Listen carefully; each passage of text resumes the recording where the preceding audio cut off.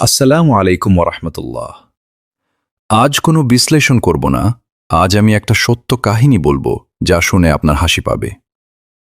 আমরা হাসি পেয়েছে তাই আমি আপনাকে শেয়ার করলাম যাতে আপনিও একটু হাসেন।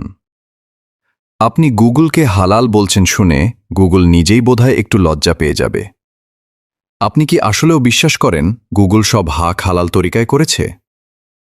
আসলে গুগল হলো সেই মোড়ল যে সবার আগে চুরি করা শুরু করেছিল, কিন্তু সে এতটাই প্রভাবশালী যে তাকে কেউ চোর বলার সাহস পায়নি।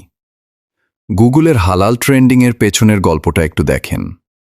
১. দুনিয়ার সব ডেটা গুগলের পকেটে।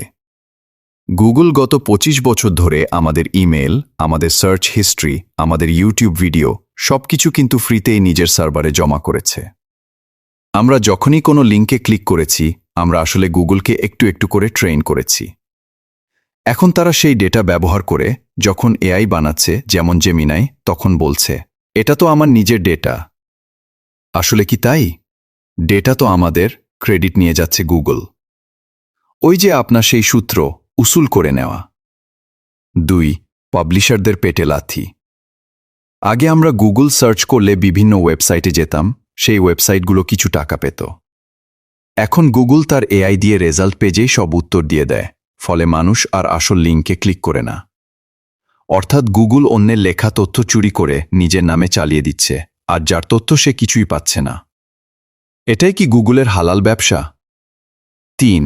মামলা থেকে কি গুগল বাঁচতে পেরেছে? না ভাই, গুগল এখন যুক্তরাষ্ট্রের ইতিহাসে সবচেয়ে বড় অ্যান্টিট্রাস্ট মামলার মুখে আছে।